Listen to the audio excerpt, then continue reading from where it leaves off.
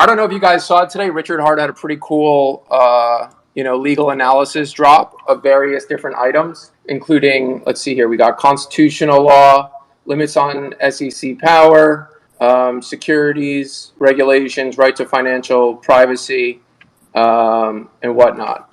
So this is all very interesting, and good to see that he's doing this. What my first reaction was, I'm actually concerned because he doesn't have like a forward-facing general counsel putting this out there. It looks like he's doing the legal research by himself. Honestly, I don't love it. I don't love that because you want a lawyer with real expertise as the forward-facing person, not kind of putting it out to yourself. Like Richard is not a lawyer. Richard does not have expertise in the law. So that's a bit concerning. The other part that I think is concerning, so I've been tweeting since our last spaces about a week ago, and I've basically come to the conclusion that Pulsechain Hex, Richard Hart ecosystem, holding on to it currently is essentially a call option that criminal charges are not going to be brought, because the SEC can only prosecute you civilly, which means you can't go to prison, which means, probably pay some sort of a fine and the show goes on. Whereas if criminal charges are brought, it's really a different story. And for them to bring criminal charges, they really have to feel very strongly about it. The only case I've seen where kind of the private entity or the crypto entity got away from it was when the New York Attorney General went after Tether, and Tether actually ended up winning that, which was pretty amazing. But I don't think it would be great if criminal charges were brought. So in my opinion, as both, so my background is as a lawyer, and I'm also an investor in the space. In my opinion, holding Hex, Pulsechain, Pulsex, whatever, are call options that Richard Hart's not going to be prosecuted criminally. So what is the risk of criminal prosecution here?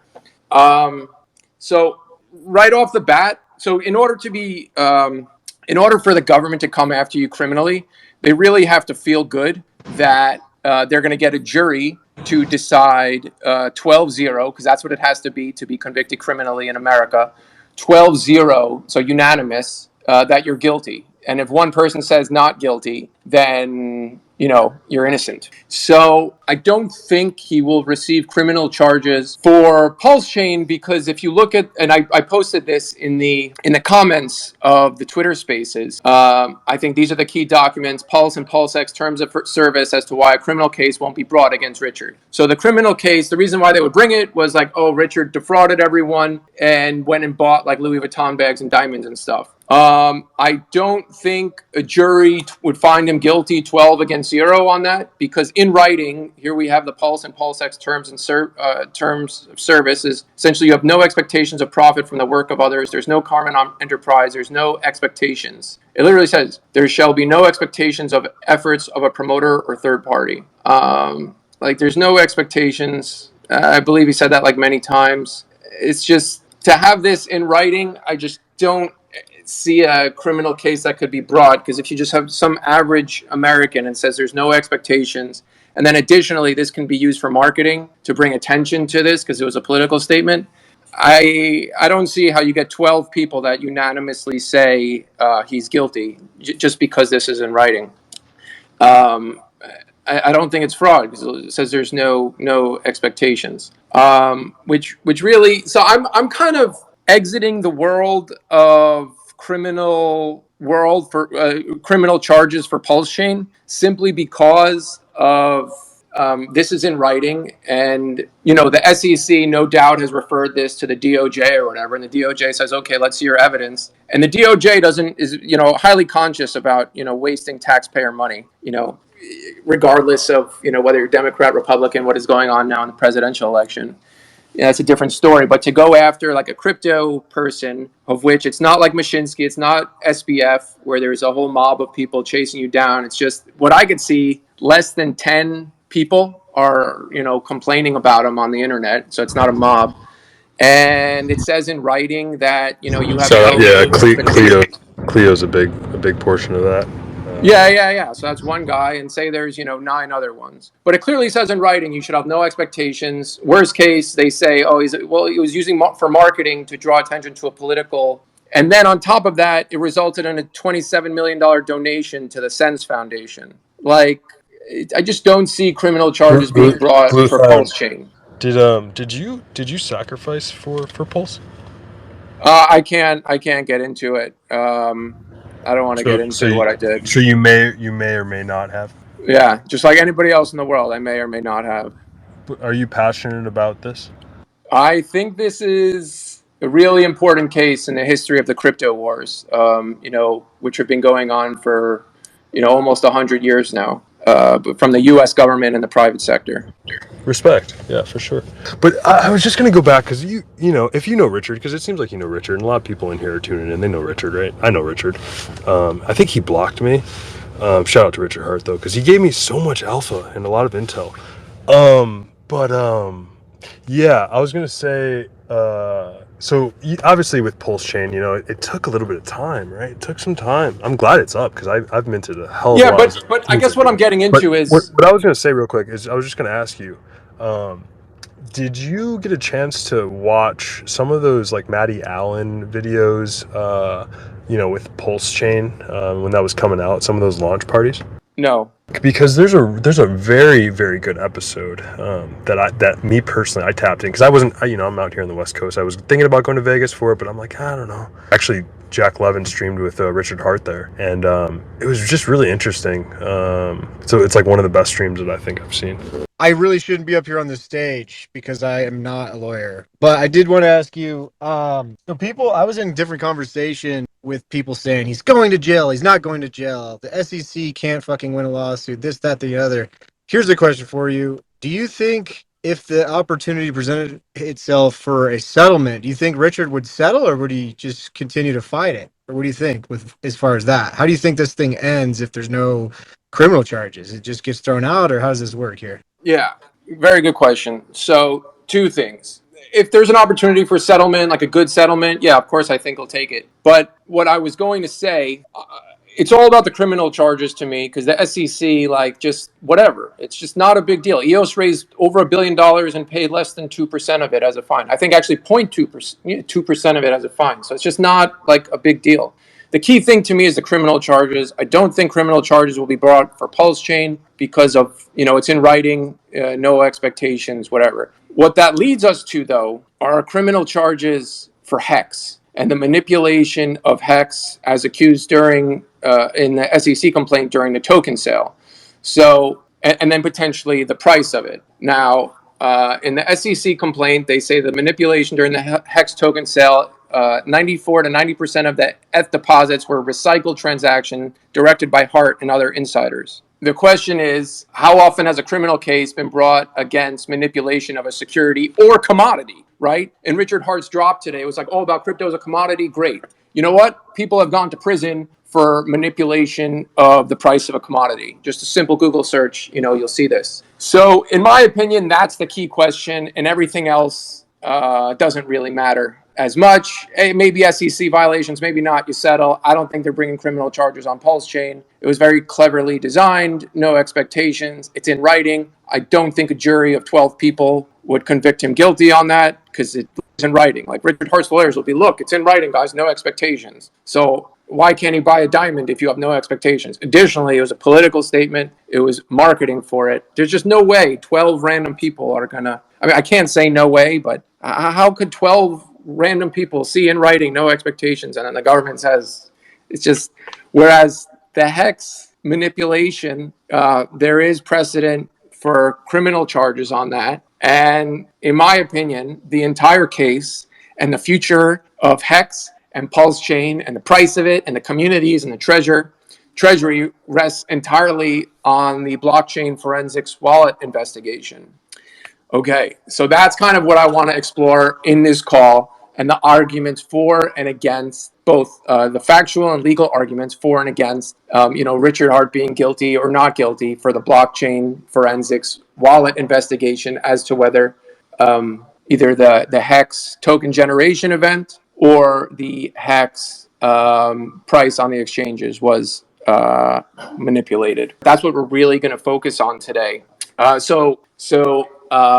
First things first. So the blockchain forensic companies, they're not open source, meaning that, and they're relatively new, right? So meaning that the defendant could introduce expert testimony that the blockchain forensic investigation is flawed.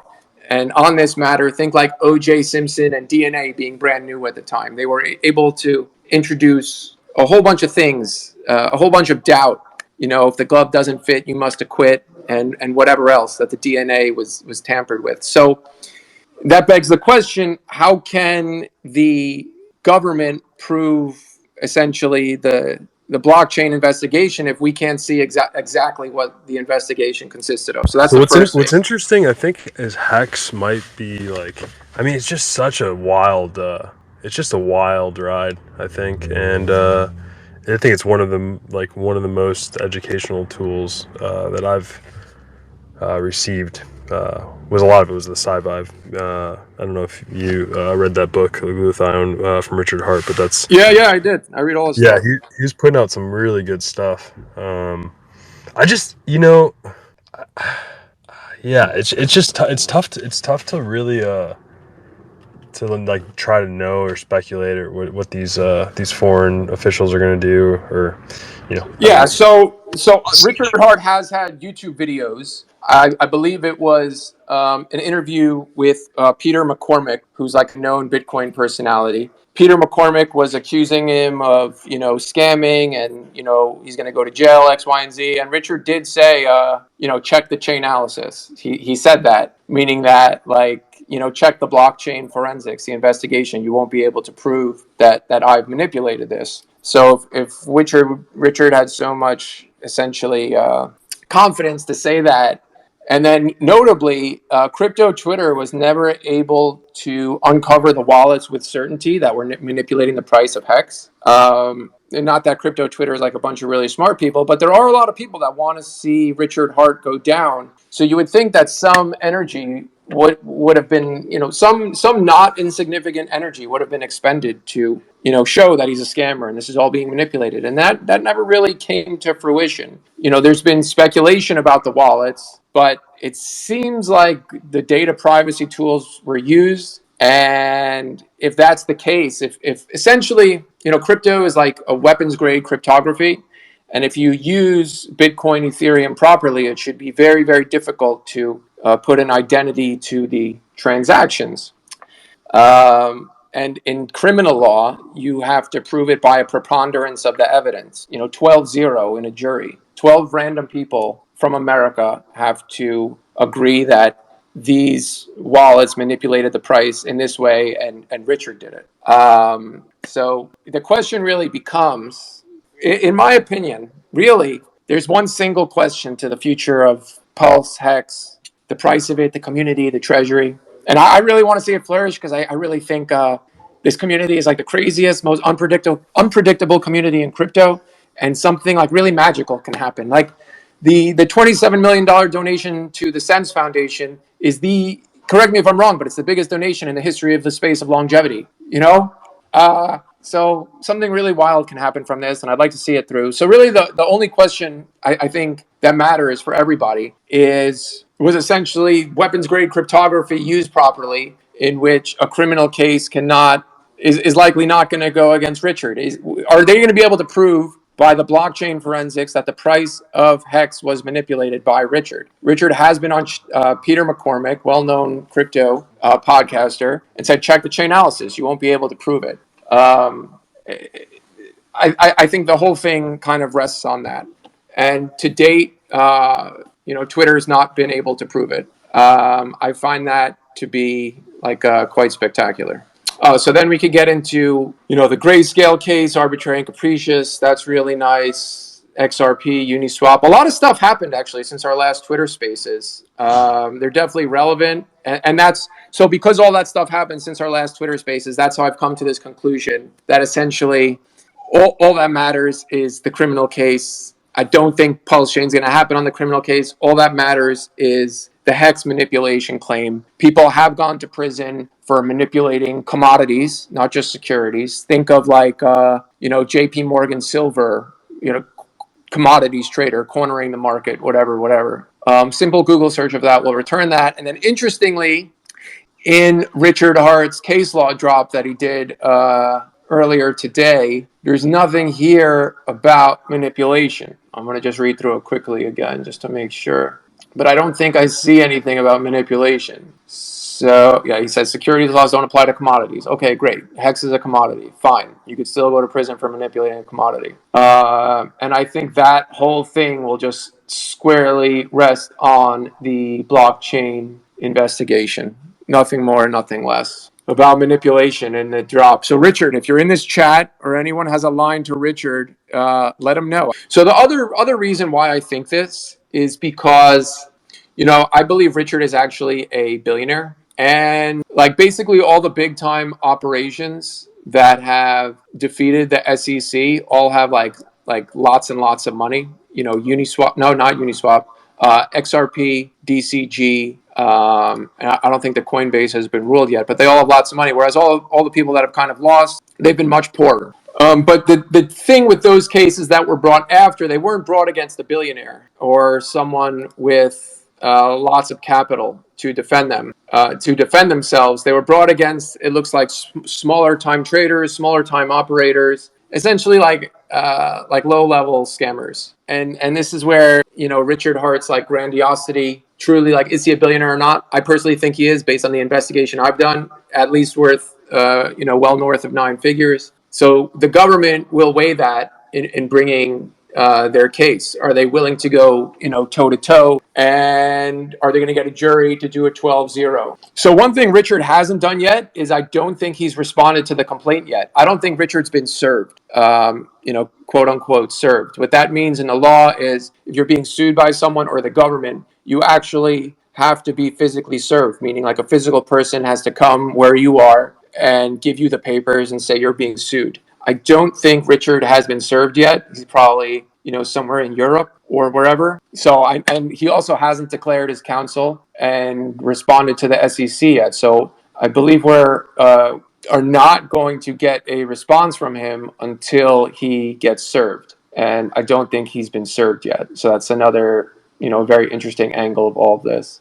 In my opinion, the faster that this is like resolved, the better. But Richard's kind of doing his own thing, and we'll see what happens. I thought he'd been served electronically. I'd seen some stuff a month or two ago where I thought he'd been served electronically. I mean, can't you serve somebody electronically these days? Pretty sure you have to be served in person. I don't think you could be served by email. Specifically, the things that I had seen is in a chat room. I mean, I'd seen Gamma had posted something about what he thought was an attorney that had come into his Telegram room because he thought for some reason that Richard Hart was associated with that Telegram room or something. Oh yeah, you definitely can't be served by Telegram. No way. Okay. Yeah. I mean, I don't want to say no way. Like anything's possible, and like judges are nuts, and like it could go. But that's ridiculous. I know that if you have like a designated attorney and that attorney's email is registered, you can be served that way. And also, if like you have a designated email, you could also be served that way potentially. But that's like definitely frowned upon. Being served is a really serious procedural matter, and the plaintiff in any case will want to have like absolute certainty that that they serve the person. So I don't the Telegram thing. I don't think so. Very, very good question though. Well, I mean, how exactly are they going to serve him physically if he's in Finland or Estonia or something like that? How are they going to serve him? It's definitely a really good question. I don't know. Usually these people are in the U.S. Like when Coinbase was sued, that proceeded kind of immediately. I think the attorneys of Coinbase tapped in and they said, yes, we're representing and we're pushing back on this and, X, Y, and Z. Somebody had mentioned to me a few weeks ago that, now haven't his attorneys like responded or something? Or are you saying that he doesn't have any representation and he hasn't responded at all? Is that what you're saying? To the best of my knowledge, I don't see that he responded, and I do not see that attorneys have been registered on his behalf. Okay. Do you know something different? Well, somebody had told me, and I can't remember what the tweet was or whatever, but that he had that it was an attorney's response. I never looked into it. But I mean, there's a person that, seems to be pretty credible. I didn't really look into it at the time, but it was about a week or two ago. There was a tweet, and it was about that court date for November 28th, like the telephone hearing. Yeah. Have you looked at that? That's not like there's not a response from his attorney or any attorney that might be his listed on that or Let's see, I'm anything? looking at it Yeah. right now. Really good question. So the latest is, so this started July 31st, blah, blah, blah. Case assigned, order deferring, complaint against all defendants. The attorney case opening filing has been checked for quality control. No, no. I don't see anything that's happened. Okay. Okay. Parties and attorneys, Hex, Pulsechain Pulsex, Richard J. Schuler, nothing. Doesn't say who he's represented by or anything. Oral arguments, opinions, financial disclosures. Don't see anything. So I just think the whole thing rests on this blockchain investigation, and like that's it. Like end of story. And Richard has been on YouTube saying check the chain. So since our last Twitter Spaces, the judge ruled that DCG, Digital Currency Group, won, meaning that the SEC was behaving arbitrary and capricious. Now, arbitrary and capricious is a very high standard to meet. So the first standard is like 50, preponderance of the evidence, and that's what the SEC is suing Richard on. Basically you have to prove 51%. Arbitrary and capricious is more of like kind of a 75, 80, 90% standard. And what that's saying is that the agency is behaving like irrationally and randomly and arbitrarily, and they're not kind of advancing the government side. They're kind of like, it's almost like they've gone rogue and they've been taken over by people that aren't behaving in the best interest of the government, but are behaving kind of in the best interest of themselves. And for a judge to rule that is like a really, really big deal. The judge is essentially saying that the SEC is corrupt in that statement. And it's very, very impressive that DCG's lawyers were able to win this case. When I practiced law, now I'm just kind of exclusively in crypto. When I practiced law, I have been part of some cases where we sued the government, and I don't recall ever winning an arbitrary and capricious case. It's a very rare thing. In fact, I remember losing. We sued a government agency, and I remember losing, and we all thought that the judge made like a terrible decision, but it was just such a high standard to meet. So the fact that DCG won that in the Southern District of New York, which is basically the strongest court for financial operations, because it's based in New York City. New York City is like Wall Street. All the banking lobbyists, all the law firms are there. So the fact that they won that is like actually kind of insane. Then moving to the most recent XRP papers. So the SEC appealed the case, but I believe it's in footnote 5 that the SEC stated in that case that the SEC stated that XRP is not a security, like XRP itself, and it just depends on the way it was marketed. So that's pretty wild. Like Pulse Chain is like a commodity now, I think. But the way it's sold, like, was it a security then? Maybe, maybe not. I think the argument's pretty good that it wasn't, because all that good stuff is in writing. Now, the issue is that if it goes before a jury, the SEC will only need to convince 51% of the jurors that it was a security, right? Which is possible. Whereas in a criminal court, they'd have to convince 100% of the jurors that he's guilty of criminally. So I don't think it is a security based on the way it was sold, but definitely could go either way, if it goes to trial. And the SEC doesn't want to lose again. See, that's the thing. The SEC can't allow it to go to trial because, this kind of went viral after the last Spaces. If it does, if Richard Hart wins against the SEC, I don't think it could get any worse for the SEC. So I actually don't think they want this to go to trial. They lost to DCG, they lost to XRP, and now concede in some form or another that XRP is not a security. They got Coinbase coming up. I don't think the judge is going to rule against Coinbase, because if they did, it might destroy the whole industry.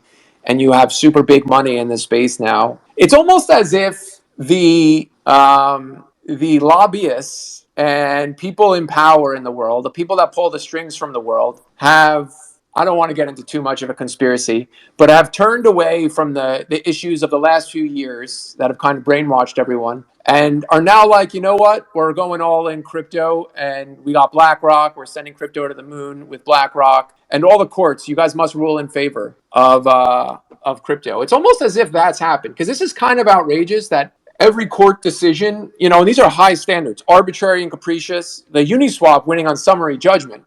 So that's another one we got to get into. So the same week, so we did our Twitter Spaces, I think, last Friday. That Monday was the DCG victory, very high standard to meet, arbitrary and capricious, essentially accusing the SEC of corruption. Then I think later that day or the next day, Uniswap won against the class action lawsuit. This was a private matter where some plaintiffs that had lost money trading shitcoins on Uniswap sued the Uniswap team. And Uniswap team also proved a very high standard in summary judgment.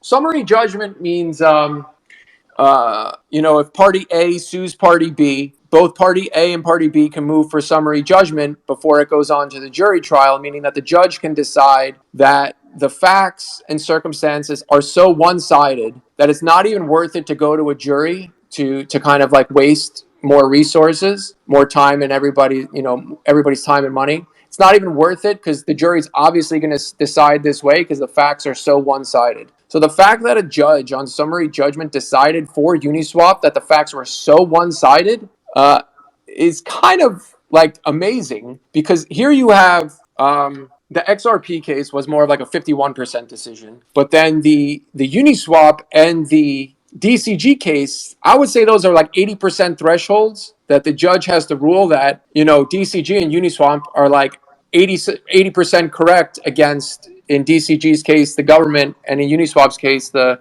people that lost money that were suing them. So this is like really getting quite wonderful. Like every decision is being won. It's honestly suspicious and seems like the people that are pulling the strings are kind of making this happen. It's actually outrageous, in my opinion, that every decision is being won after all these years, after like essentially a decade of getting like annihilated and having issues, and the whole, the government and the media being anti-crypto. Now we see BlackRock come in and all these decisions in federal court be victorious. I don't know, very suspicious to me. But on that note, the SEC is definitely losing bad. The courts are winning. The SEC also, I know they're going after Uniswap in some form or another, at least letters or whatever. And now Uniswap won this case. So I think it's like the SEC is kind of running out of bullets here. And I don't think they can afford to go to lose against Richard, because, people hate Richard so much. And imagine he won. It would just be too crazy. So that's where it becomes like settle with Richard, or they have to bring criminal charges against Richard. I don't think criminal charges are going to be brought against Richard for Pulsechain because of the documentations, no expectations. I think the only thing that could come is the hex manipulation, and they have to prove that. And they're going to hire their blockchain forensics company to say, look, he did this, and Richard's going to hire an expert to say, he didn't do it because of X, Y, and Z. And then that's really mostly it's not really a legal inquiry. It's mostly a factual inquiry. And is the government going to be able to prove that Richard Hart manipulated, hex? And to date, crypto Twitter has not been able to. There are people on crypto Twitter that spend all day doing like blockchain investigations, publishing their stuff open source, like Zach XBT. And maybe he's never given it attention. I bet he has. But no one's been able to emphatically prove that, the Godwell, as we'll call it, the Hex Godwell, right, is Richard Hart. If the price of Hex went up a lot, and people were accusing Richard of being the Godwell, but we need to see it, and it's beyond a reasonable doubt. So that's not 51%, that's not 80%. We need to see essentially 100% unanimous jury, 12-0, decide that Richard did this. So we need to see that. And again, no blockchain wallets were identified in the complaint, and that's all we have to go on right now. The only correction I would make to the statement you made about Uniswap regarding all the facts being so one-sided is the summary judgment is more that there's no issue whatsoever between the parties of any material facts within the case, but as a matter of law, the judge decides based on the fact that neither side disputes the facts. So I think that adds an even more impressive layer to it than them being so one-sided that the judge went their way. Yeah. So, correct me if I'm wrong, but the judge is effectively saying that DeFi and Web3 and the plumbing underneath that's built by developers is not against the law. I'm not familiar exactly what the issues were in the case, but just the mere fact that they prevailed on summary judgment meant that, both parties agreed on all the facts, which is, all the facts that were in this, or material facts anyway. And then the judge made his ruling based on, a matter of law. I mean, I find that to be incredibly impressive. But again, I don't know what all those specific causes of action were within the suit, but not. Yeah, so that one was basically these people lost money trading, altcoins on Uniswap, and they were accusing Uniswap of, being liable for people losing money in crypto, right? Because the Uniswap team based out of New York runs the Uniswap protocol, and the Uniswap team, it's a company actually based out of New York. Their lawyer said, "Look, we're just providing software.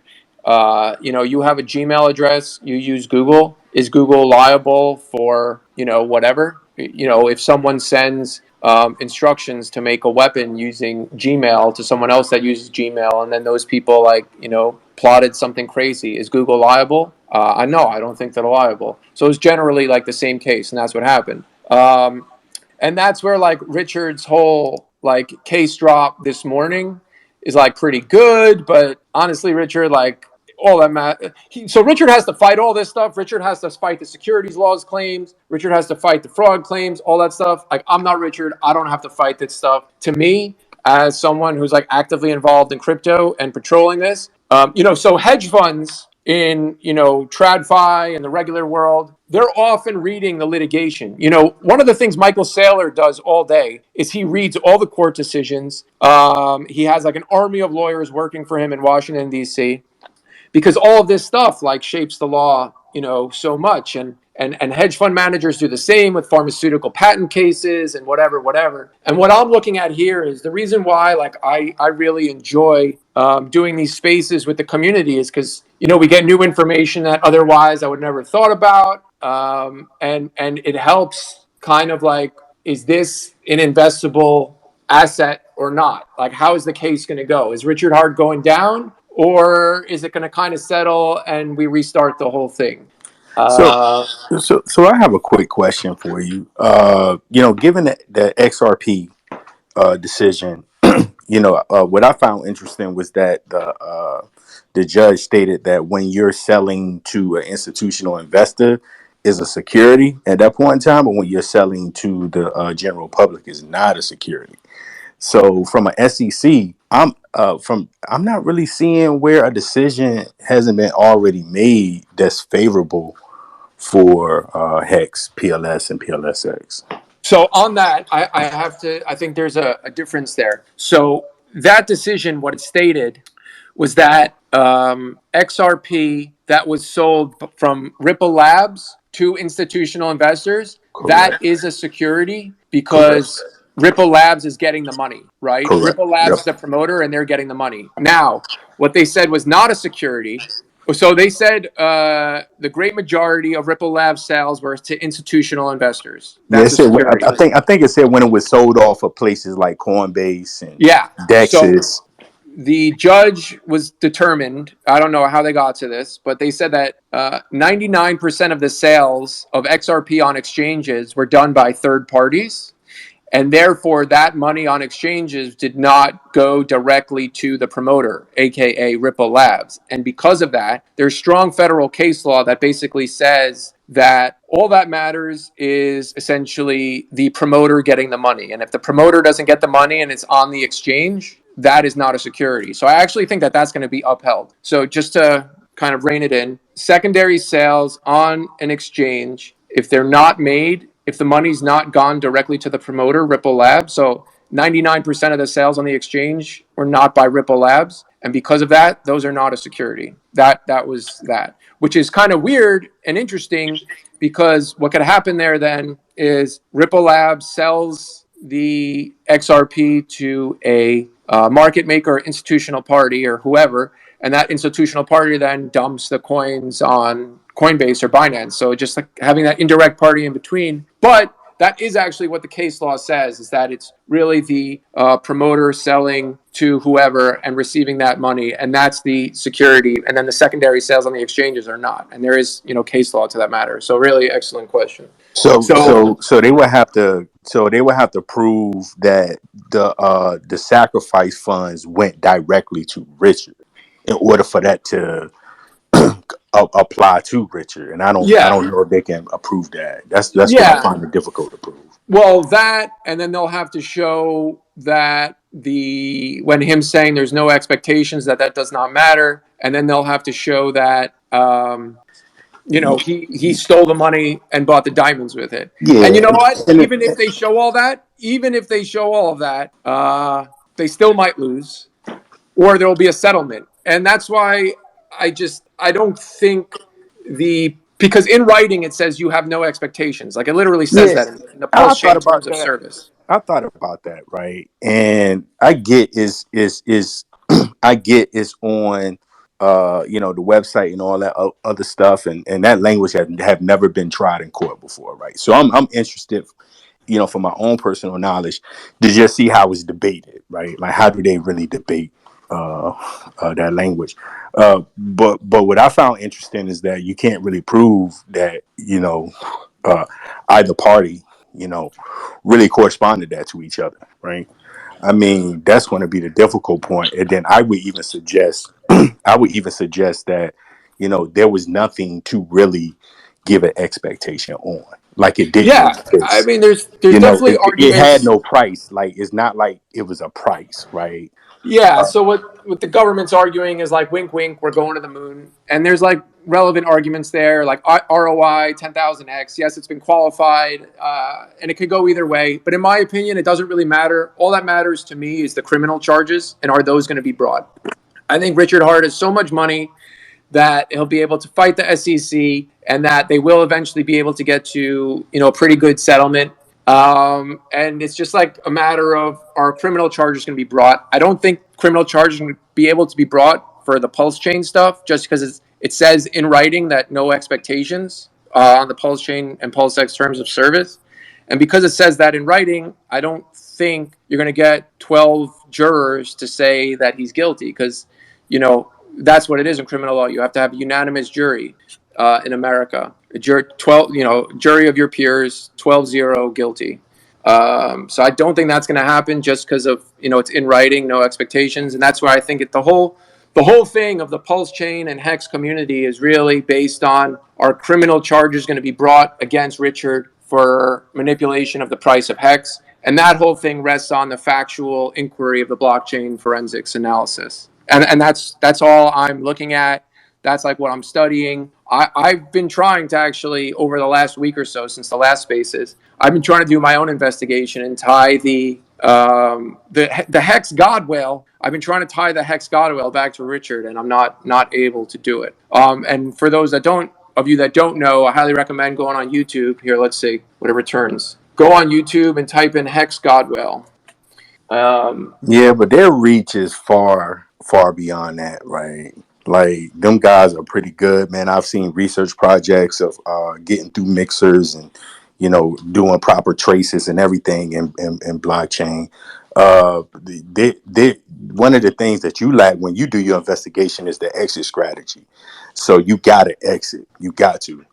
Unless you can spend everything on blockchain without having to go into any type of currency. See, they're going to be able to see all of the exits. Well, guys, I'd like to respond to what the first gentleman said, because this is a very piece of important information here.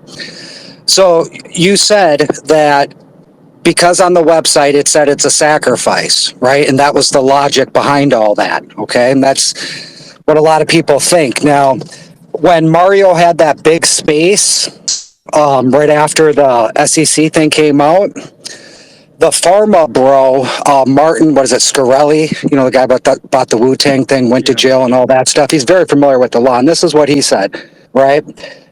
So and this is the analogy, okay? Just because you call a dog a cat, right? It doesn't make it a cat. That's kind of he put it like that, but it's basically the same thing, right? An ICO is an ICO. Just because you dress it up and spin the word, phrase it in the way that you like to phrase it, doesn't change the fact of what it is. Okay, so like you can't change a definition. You can what something is at the heart of what it is. Okay.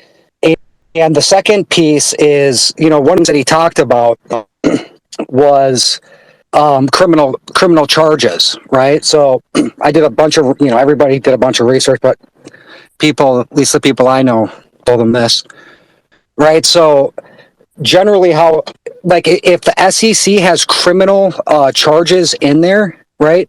What makes you think that they're not going to charge if there's criminal that he brings up stuff that are criminal, right? Fraud. Okay. So why wouldn't that be addressed? It takes, in what he said, based on how it played out in his case and other people. And so this is what I was going by as well. He talked about who was it? What's his name? The Tron guy, Justin, whatever. Justin's son, right? So, and there was a couple other cases. So basically, after they got served by the SEC, it was about 5 weeks later that there was criminal charges. So, that was like my first hurdle. After I did that, I'm like, okay, it's going to be maybe 5 weeks. Okay, possibly. But what he also said, what they do, okay, in these cases, probably majority of the time, is that when they have their first hearing, right, they get the person there or whatever the case may be, right, they get them there and then they serve them on that as well at the hearing. So now Richard's going to be doing Skype. Say that again. Say that one more time. So what Martin Scarelli said is the majority of the time, like in these situations and in legal cases that are in this kind of lane per se, is that if there's additional charges like fraud or other things, right, that are mentioned in a complaint or criminal whatever, is they'll serve you with those at the hearing because they got you there. They know that you got it there, and in some cases, like they could arrest you there or whatever. I don't think that's the case or anything like that. Like I said, I'm not a fucking lawyer. Whatever the case may be, but to say that a sacrifice is, Richard did change the words. It is what it is, and to say just because he said it on a fucking website is everybody drank that Kool-Aid, and you're serving that Kool-Aid out. Right? Doesn't mean it is what it is. There's whatever. That's going to be a very hard, in my opinion, bar to jump over. And the second thing of most important here, on top of that, right, is if they say fraud in there, you think the people that they work with, they're all intertwined. These governments are going to be like, oh, we're just going to overlook because these Hexicans, they think this, they say that. No, the SEC did their research. They found what they believe, which isn't. Now, the good news here is that Richard is going to beat all this, and it's going to work out. It's going to work out good. So there is a lot of hope that's going to bring people in. This is Richard's crowning achievement. This is, people like to think that he put himself in this situation, possibly. Maybe not, whatever, but he's legally prepared, right? He is probably most likely, no matter what happens, it's all going to work itself out, and he's going to become more of a fucking legend. But these things are going to, the two things that I stated, like, if you don't got that in your that complete understanding in your head, then your logic is flawed. Well, you also remember the illegal ICO, right? I mean, the argument you just made, the illegal ICO, I should say. Have you discussed that, glutathione lady? So just bringing it back to Benjamin. So the SEC is more of a 51%, whereas criminal is 12-0. They have to get a unanimous jury, 12-0. And yeah, that doesn't mean they still can't file the charges, right? That type of thing, right? And I think that proves the point that it will work itself out, right? Richard's smart. He knows what he's doing. He's covered his bases. We're good. But these are, in my opinion, the way that it would play out, and that's the way that the cards are played.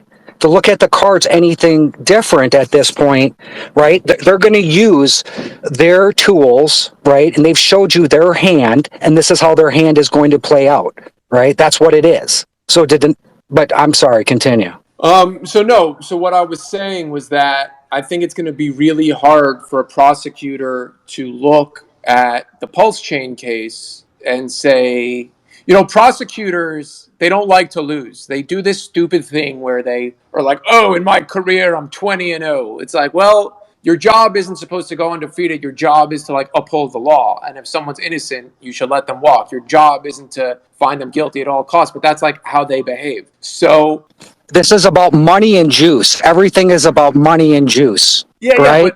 but If they can squeeze juice, squeeze money, that's all what matters.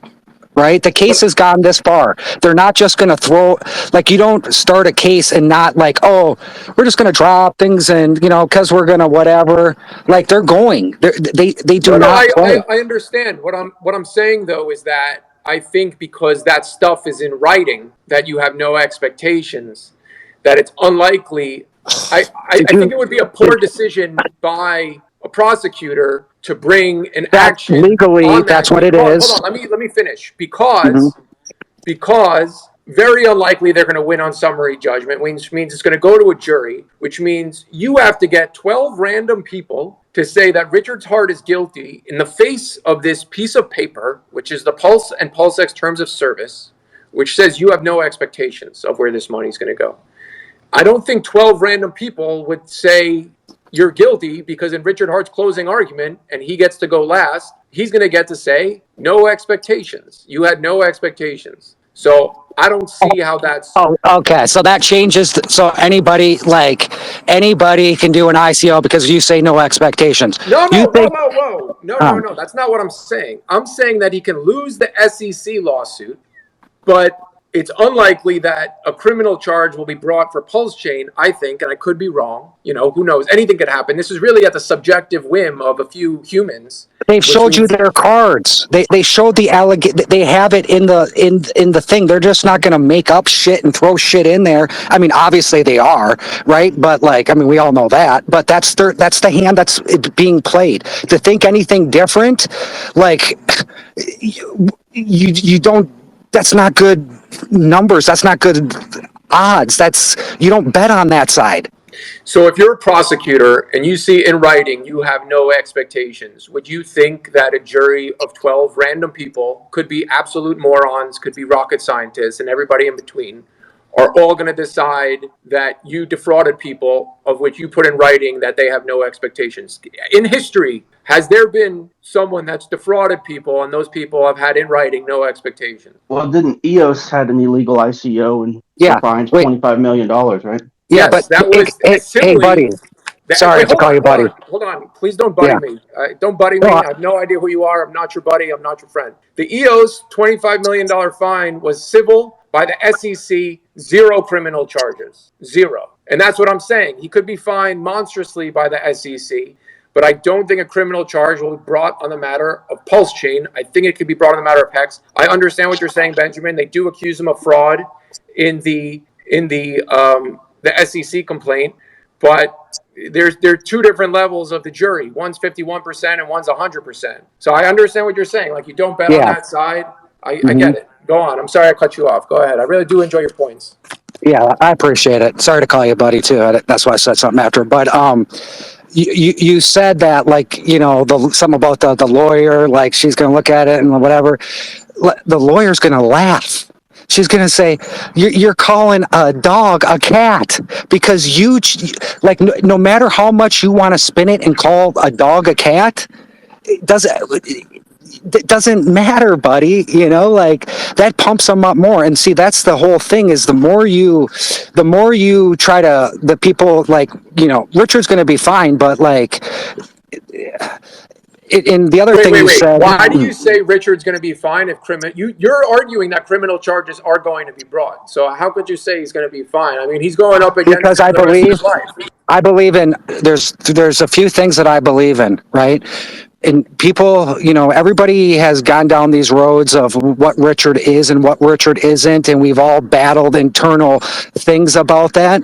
But when I got into this space, right, a few years ago, I got in here because the guy is a winner. There's certain people in life that are a winner, and when you meet a winner in life, a true winner on all general levels, Richard's got flaws, but like a true winner, you always bet on them till proven otherwise. Okay, like that's the bet to always take. I forgot what else I was going to say. What were you saying?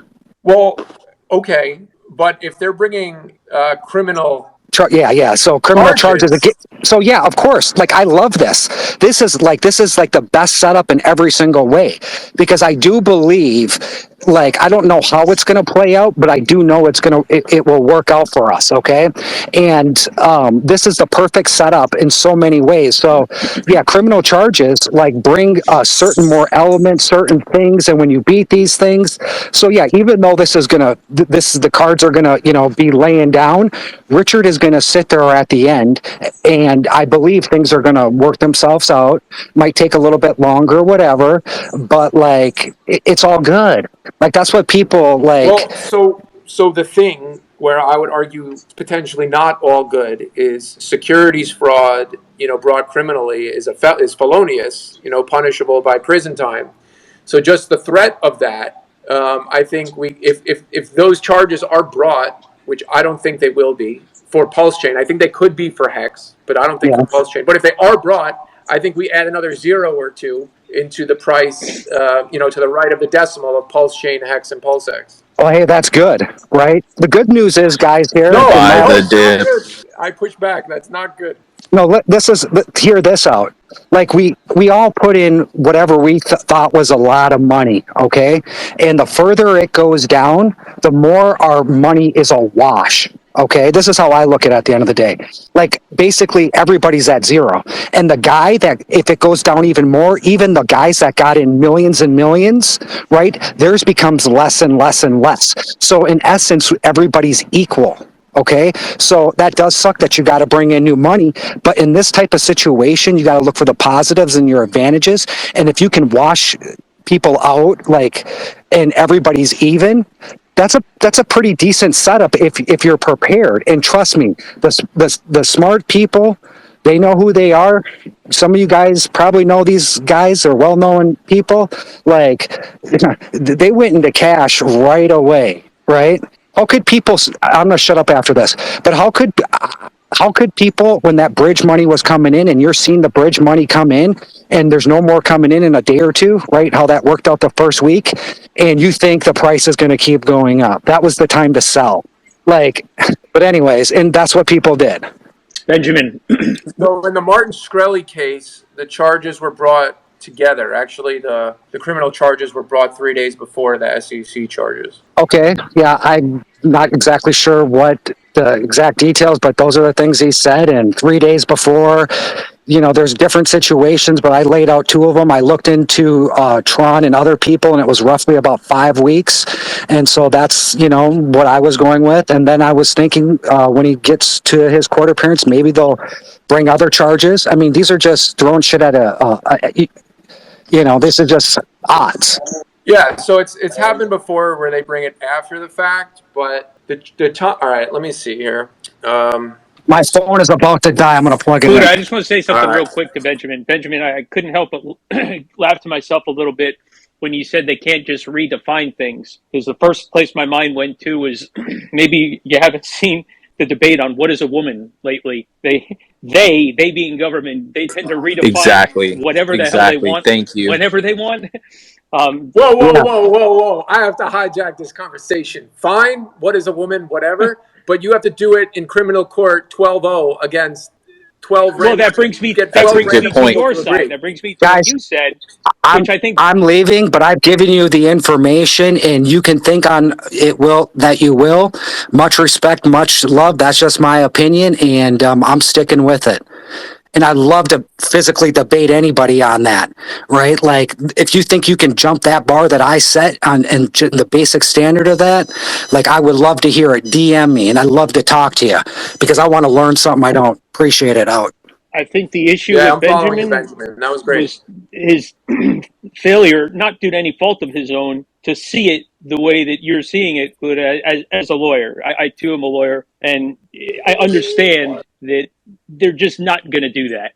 Like, it's hard to explain to somebody why they're not going to do that, and you tried very well to explain that they're going to have to convince 12, and if just one person is wishy on that, but at the same time, it's hard for people to grasp that sometimes, the amount of time, money, and effort that's going to have to go in. And as corrupt as our justice system is, and let's face it, it's woefully corrupt, even that, even for the most corrupt of cities, districts, whatever, that's still a very extremely high bar for them to cross with regard to Pulsechain. And I agree with you 100%. Hex could be different. It just depends on how things work out with the chain analysis. But I find it very, very, very, very, very hard to believe that any prosecutor that is sane would bring a case against Pulsechain, whether it's, the disclaimer is air quotes legit or not. They're going to convince 1 out of 12 that it's legit.